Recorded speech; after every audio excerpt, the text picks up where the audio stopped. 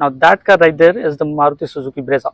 It is the best selling SUV of India, and what I have today with me is this, the sportiest rival to the Maruti Suzuki Brezza, the Mahindra XUV300.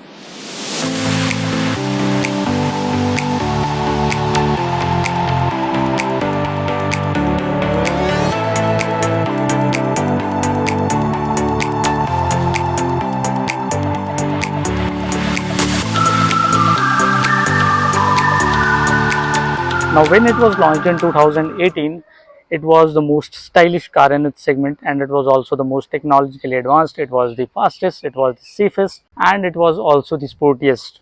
But 5 years have passed. The Brezza has received a major update. The Venue has received an update. The Nexon has received a facelift and is about to have another facelift. The Sonnet is about to receive a new facelift. But this car remains exactly like it was 5 years ago. So, is this still the best in its segment? Well, we are going to find out just that. Stay with me. Now, starting with the design of this car, and from far away, this car actually looks very good. It still does look very stylish, and which is, of course, helped by this connecting sort of headlamps and the grille. This is a sleek grille, which does give the car a good look. Now, these are halogen headlamps, not LEDs. This is an LED DRL, which is of course not on this car because this is a W6 trim, not the top spec. This is the mid variant, but it still has fog lamps, which is of course not something which manufacturers are shying away from missing out on. Coming to the side profile of this car, and you start to notice why this car's design is a little awkward. Now let's cover the front part of the design, because of course that is the better one due to these sharp creases, these wheel caps which are 16-inch 205 section. Not really a bad design for a wheel cap, to be very honest, but what is bad is this: the W6 is a mid variant and it still does not come with ORVM integrated indicators. So yeah, that is a turn off. These are chrome. I think this is an accessory because of course Mahindra is not that mad to give chrome and not give ORVM integrated indicators. The rear side of the car, starting from the quarter panel, start to get awkward because this is where you feel that the car feels chopped, which is of course this is a chopped Tivoli. But yeah, this should not feel like it is one. But yeah, that is what it feels like. It has a 2600 wheelbase, so you of course have space on the inside, but on the outside you get this awkward rear shape, which is, to be very honest, a big turn off in the design, because this is overall a better design than what feels like right now. Now entering the rear seat of the car, and the doors have a decent bit of heft to them, because that is of course one of the qualities you get with the 5-star rating. Another quality you get with the XUV300 is of course the legroom. It is one of the best in its segment. But is of course another thing that is best in its segment is its headliner. This is really good in terms of its quality. What is also good is the sunroof, and it is going to be even better with a panoramic sunroof in the 2023 variant. Now I am of course not a big fan of sunroofs, but the customer loves it, so yeah, it is going to be a good deal for those who are looking to get more view of what's outside. This is the dashboard design of the Mahindra XUV300, and it is honestly not the best in its segment, but yeah, that is because this is almost 5 years old and I am expecting major changes in the 2023 facelift to make this car's interior feel even better. Coming to the features on the rear profile of the car, on the door we get these door operators. These are power window switches which work even when the ignition is off. Now that is a good touch, to be very honest. I just discovered this. Nice, not bad, not bad at all. That is a good thing because most manufacturers do miss out on this. So yeah, that is a good touch. And what is not very good is missing out on a center headrest or a rear armrest, which again is something that should be updated when the facelift comes. This one is a slightly older model, so it is not equipped with a three-pointed seat belt for the middle passenger, but yeah, newer versions should come with that. closing the door, and yeah, it closes with a decent thud, a reassuring thud. And even if it does not reassure you, well, the global NCAP rating of 5 stars is of course going to reassure you to the max. Now, getting into the driver's seat of the car, you are welcomed with nothing but these white interiors which match with my shoes. No, these are slightly different color, but yeah, still a decent design. Remote flip key, you flip it, and this is how the car welcomes you. It tells you to wear the seat belt because, of course, again, this is a safe car. It promotes safer driving.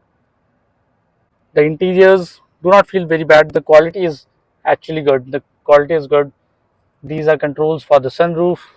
This is the sunglass holder which has a sunglass right now, and this is of course a sun visor with a light. Nice. Do we have it there? No, we do not have it here because drivers get a ticket holder instead. Oh, this does not have a ticket holder. Sorry. Lol. Anyways, shifting focus back to the front. Yeah, this is good. The switches, just the normal pedigree you get in normal cars. Large ORVMs. Yeah, this car does feel good. So yeah, let's shift to driving the car and notice how this 1.2 liter engine does with the AMT gearbox. Okay, so starting to drive this car, let's just put it into automatic. Let's not have manual control right now, and straight up when you drive the car you just feel like the steering in typical Mahindra fashion is actually very light. So this is of course a good thing.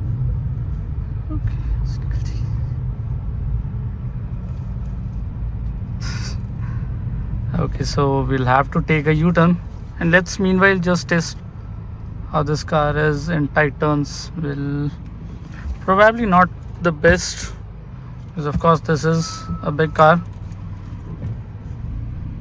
Also, you do miss out on some crucial parts like parking camera.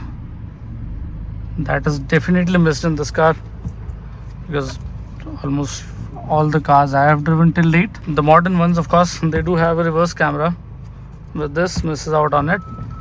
So that is definitely something that could be improved with the next gen model that is due for 2024, probably 2024, 2023. We don't know yet, but yeah, we have seen the test mules. Turning radius is still very good.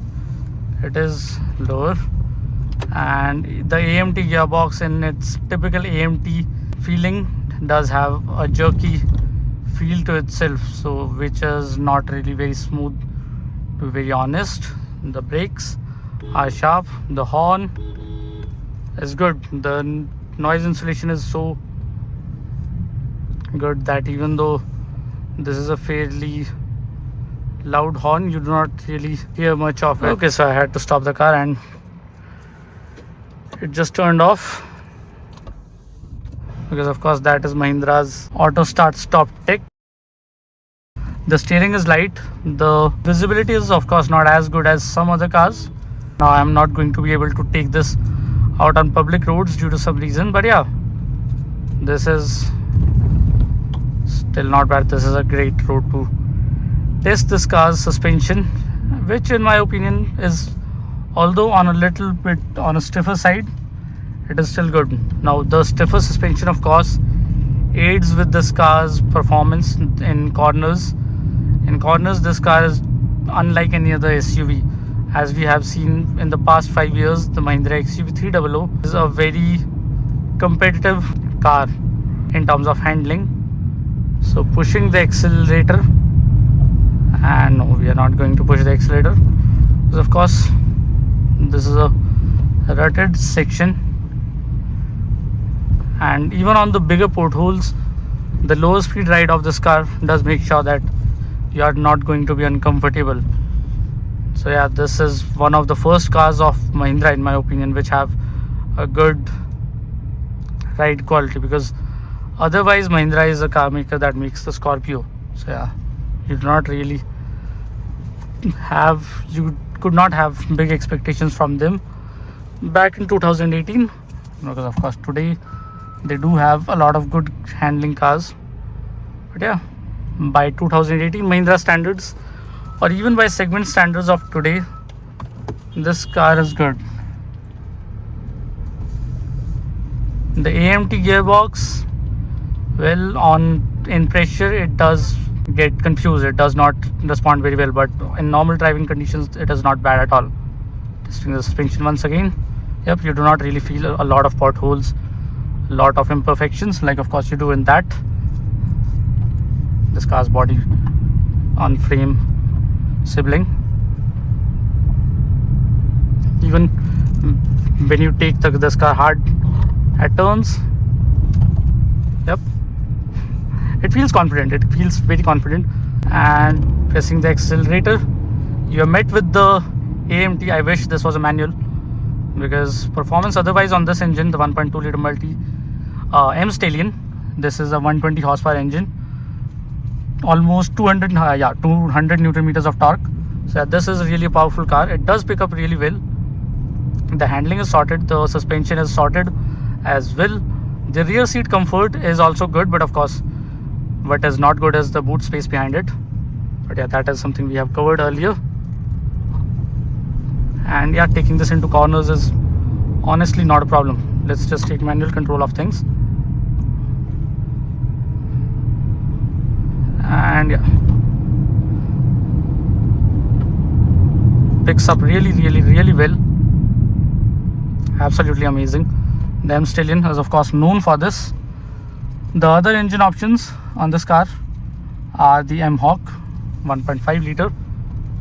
That is again a good engine option, but yeah, this is obviously the more refined version of it. And yeah,